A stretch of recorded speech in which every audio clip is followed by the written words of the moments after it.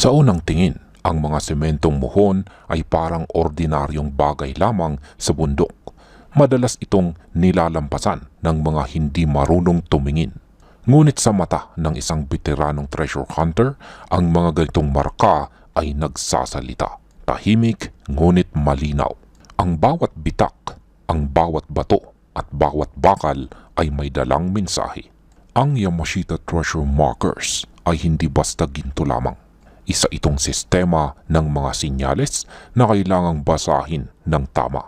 Kapag mali ang basa, mali ang hakbang at delikado ang resulta.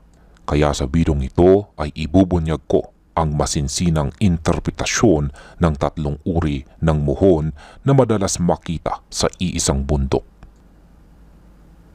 Ito ay hindi haka-haka lamang.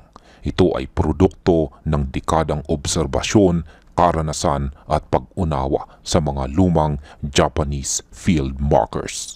Kung ikaw ay seryosong naghahanap, hindi lang ng kayamanan kundi ng katotohanan, manatili ka hanggang sa dulo.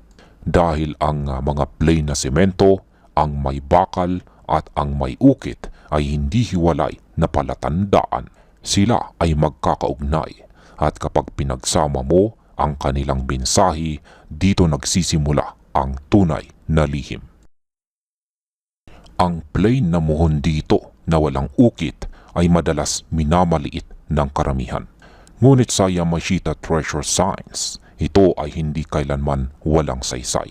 Ang ganitong marka ay kadalasang ginagamit bilang reference point, isang tahimik na pundasyon na pinanggagalingan ng lahat ng sukat. Kapag nakakita ka ng sementong bloke na may halong bato at tila walang marka, huwag mo itong husgahan agad. Tingnan mo ang composition. Ang mga blue stones o river rocks ay indikasyon ng lumang halo. Ang Japanese concrete noong panahon ng digmaan ay hindi basta-basta. Ito ay sobrang tigas at may kakaibang texture. Ang plain na muhon ay madalas nagsisilbing anchor ng isang mas malaking disenyo. Hindi ito ang dulo, ito ang simula. Kapag may 2 o 3 kapareho nito sa iisang bundok, malaki ang tsansa na ikaw ay nasa loob ng triangulation zone.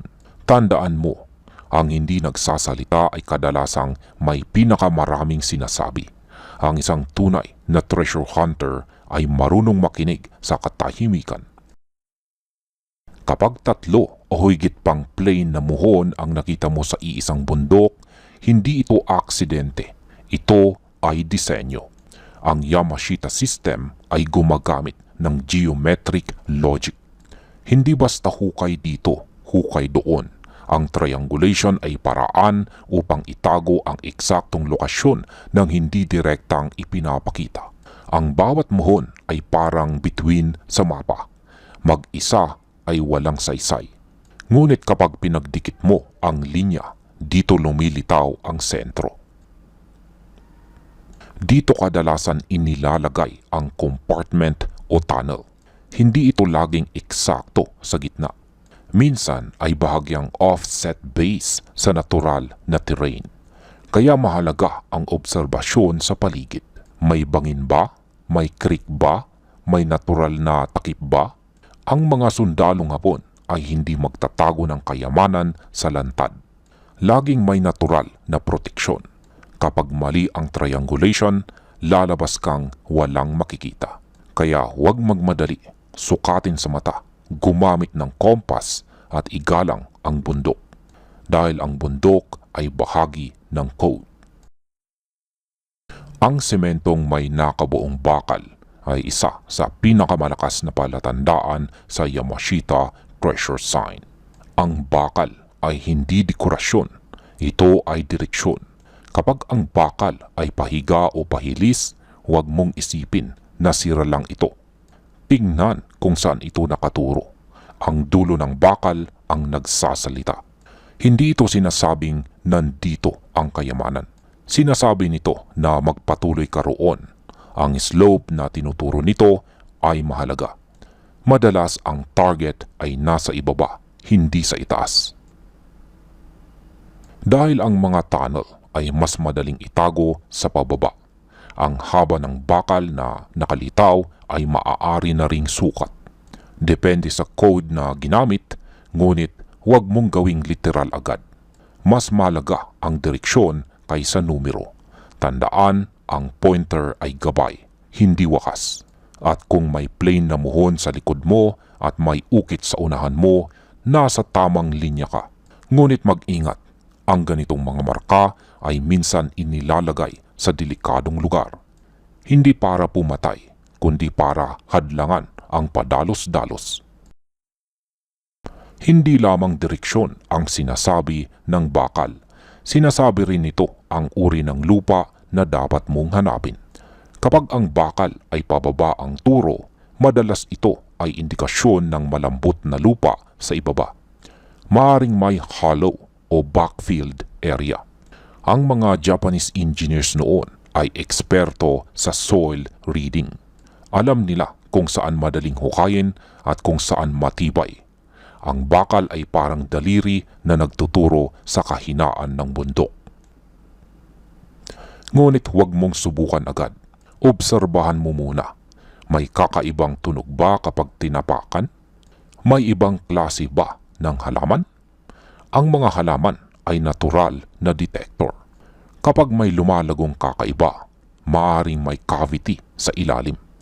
Ang bakal ay paalala, hindi utos. Kung ikaw ay marunong magbasa ng lupa, mas mauunawaan mo ang bakal. Ang treasure hunting ay hindi lakas. Ito ay pag-unawa, at ang bakal ay isa lamang sa mga wika ng bundok. Ang muhon na may ukit ang pinakadirektang mensahe. Hindi ito dekorasyon, ito ay utos. Ang hugis na parang C ay madalas indikasyon ng cave o compartment. Hindi laging kuweba na malaki. Minsan maliit na butas lamang. Ang hugis na parang G ay hindi basta ginto. Ito ay madalas nangangahulugang go on o ituloy. Isang kumpirmasyon na nasa tamang direksyon ka. Ang hugis karit o hook ay mas agresibo. Ibig sabihin nito ay may gagawin ka. Maghuhukay ka o liliko ka. Ang korba ng ukit ang magsasabi kung saan. Pakaliwa o pakanan. Huwag mong basahin ito bilang letra. Basahin mo ito bilang kilos. Ang Japanese Yamashita codes ay action-based. Kapag mali ang kilos, wala kang makikita. Kapag tama, lalabas ang susunod na sinyales. Ito ang sining ng pagbabasa ng ukit. Kapag pinagsama mo ang plane, ang may bakal at ang may ukit, dito nabubuo ang buong pangungusap. Ang plane ang siyang simula. Ang bakal ang direksyon. Ang ukit ang gagawin. Hindi sila hiwalay. Sila ay magkakapatid. Kapag nakita mo sila sa iisang bundok, huwag mong tingnan isa-isa. Tingnan mo ang relasyon, ang kanilang distansya, ang kanilang linya, ang kanilang pagkakatugma. Ang Yamashita Treasure Signs ay parang mapa na pira-piraso. Kapag kulang ang isa, hindi mababasa ang buo. Kaya huwag kang mag-focus sa isang marka lamang. Ang tunay na lihim ay nasa pattern, at ang pattern ay makikita lamang ng marunong tumingin, hindi ng nagmamadali. Isa sa pinakamahalagang kakayahan ng treasure hunter ay ang pagkilala sa edad ng semento. Ang lumang Japanese concrete ay kakaiba. Mabigat, matigas, may halo ng natural stones. Minsan may amoy kapag nabasag. Ang modernong marka ay magaan, pino, parang hollow blocks. Kapag mali ang pagkilala mo, masasayang ang oras mo. Huwag kang umasa sa itsura lamang. Hawakan mo, katukin mo, pagmasdan mo. Ang tunay na marka ay may presensya, parang may bigat sa paligid. Ito ay hindi pamahiin. Ito ay karanasan, at ang karanasang ito ang magliligtas sa iyo sa maling hukay. Ang kompas ay hindi kalaban ng code. Ito ay katuwang. Kapag tinuro ng bakal ang direksyon, i-verify mo sa kompas. Tingnan kung tumutugma sa iba pang marka. Ang mga sundalong Hapon ay gumagamit ng cardinal directions. Hindi random. Kapag ang linya ng bakal ay tumama sa lokasyon ng ukit, kumpirmasyon ito. Kapag hindi, magdalawang isip ka. Ang kompas ay nagbibigay ng katotohanan. Ang marka ay nagbibigay ng pahiwatig. Kapag pinagsama mo, dito ka magkakaroon ng malinaw na larawan. Ngunit tandaan, ang kompas ay tool lamang. Ang utak mo pa rin ang pinakamahalaga. Ang mga tunay na marka ay bihirang ilagay sa ligtas na lugar. Madalas sila ay nasa gilid ng bangin, madulas na slope o masukal na bahagi. Hindi ito aksidente. Ito ay natural na depensa. Hindi para pumatay, kundi para pigilan ang hindi handa. Kapag ikaw ay pumasok sa ganitong lugar, kailangan malinaw ang isip mo. Huwag kang emosyonal, huwag kang padalos-dalos. Ang bundok ay hindi kalaban. Ngunit hindi rin ito kaibigan. Igalang mo ito at igagalang ka rin nito. Sa kabuuan, ang Yamashita treasure hunting ay hindi lamang paghahanap ng ginto. Ito ay pagbabasa ng kasaysayan, lupa at sinyales. Ang plain na Mohon ang nagsasabing huminto ka at mag-isip. Ang bakal ang nagsasabing gumalaw ka ng tama. Ang ukit naman ang nagsasabing kumilos ka ng may unawa. Kapag pinagsama mo silang tatlo, dito ka magiging tunay na treasure hunter. Hindi dahil may nakuha ka, kundi dahil naintindihan mo. At ang pag-unawang ito ang tunay na yaman. Kung handa ka, ipagpatuloy mo ang pag-aaral dahil ang bundok ay may mas marami pang lihim. Hindi lahat ay para sa lahat. Maraming salamat sa panonood at happy treasure hunting sa inyong lahat.